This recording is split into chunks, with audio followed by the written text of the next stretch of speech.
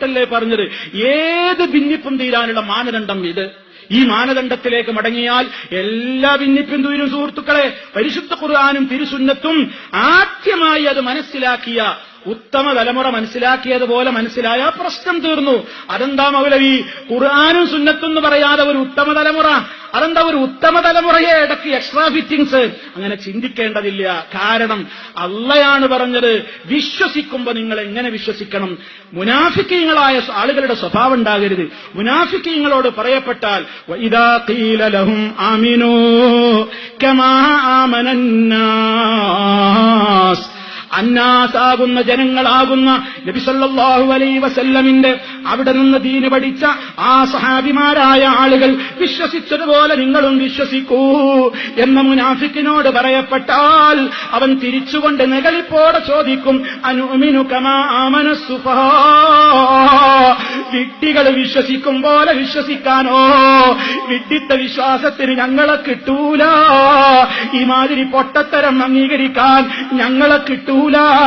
അത് നിങ്ങൾ വേറെയുള്ളവരോട് പോയി പറഞ്ഞാൽ മതി എന്ന് പറഞ്ഞുകൊണ്ട് നബി സല്ലല്ലാഹു അലൈഹി വസല്ലമിൽ നിന്ന് അവിടുത്തെ ശബ്ദം കേട്ട് അവിടുത്തെ സദസ്സിലിരുന്ന് അവിടുത്തോട് കാര്യങ്ങൾ ചോദിച്ചറിഞ്ഞ് അവിടുത്തെ തിരുമാവിൽ നിന്ന് ആശയം മനസ്സിലാക്കിയ ആ ഉത്തമരായ സഹാബാ കിറാം റളിയല്ലാഹു തആല അൻഹും അവര് വിശ്വസിച്ചതുപോലെ വിശ്വസിച്ചാലേ നേർമാർഗത്തിലെത്തുകയുള്ളൂ. ഫഇന്നമനു ബിമിസ്ലി മാ ആമൻതും ബിഹി ഫഖദ് ഇഹ്തദൗ, അള്ളാഹ് കൃത്യമായി പഠിപ്പിച്ചില്ലേ?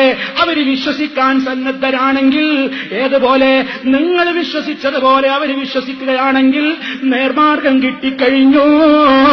അതല്ല പിന്തിരിയാനാണ് ഭാവമെങ്കിൽ അവര് വല്ലാത്ത പിളർപ്പിൽ തന്നെ, വല്ലാത്ത സങ്കടത്തിൽ തന്നെ.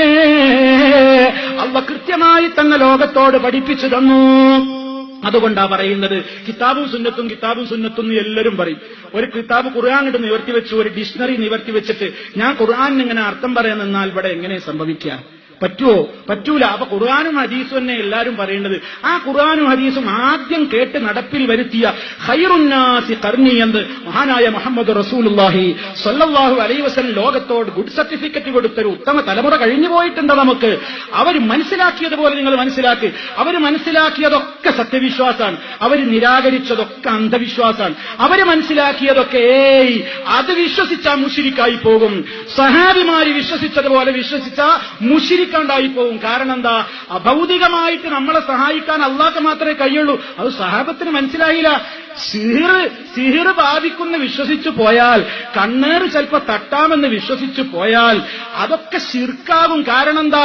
അദൃശ്യമായ മാർഗത്തിലൂടെ, അഭൗതികമായ മാർഗത്തിലൂടെ സഹായിക്കുന്ന വിശ്വസിക്കലല്ലേ. അത് അള്ളാഹിനെ കുറിച്ച് മാത്രമേ പാടുള്ളൂ എന്ന് പറഞ്ഞ് വളരെ വികലമായ നിലക്കുള്ള വാദങ്ങൾ അവതരിപ്പിച്ച് സഹാബിമാര് വിശ്വസിച്ച വിശ്വാസത്തെ ഒരാൾ തള്ളിക്കളയുമ്പോഴോ എന്തായിത്തീരും യഥാർത്ഥത്തിൽ അവന്റെ സ്ഥിതി?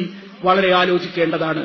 അപ്പൊ അതുകൊണ്ടാ പറയുന്നത്, പരിശുദ്ധ ഖുർആനിനെയും തിരുസുന്നത്തിനെയും ആദ്യമായി കേൾക്കാൻ അവസരം കിട്ടിയ ഖൈറുന്നാസ് എന്ന് നബി സല്ലല്ലാഹു അലൈഹി വസല്ലം പറഞ്ഞ ആ സ്വഹാബത്ത് മനസ്സിലാക്കിയതുപോലെ ഇസ്ലാമിന്റെ എല്ലാ കാര്യങ്ങളും മനസ്സിലാക്കിയാൽ വളരെ കൃത്യം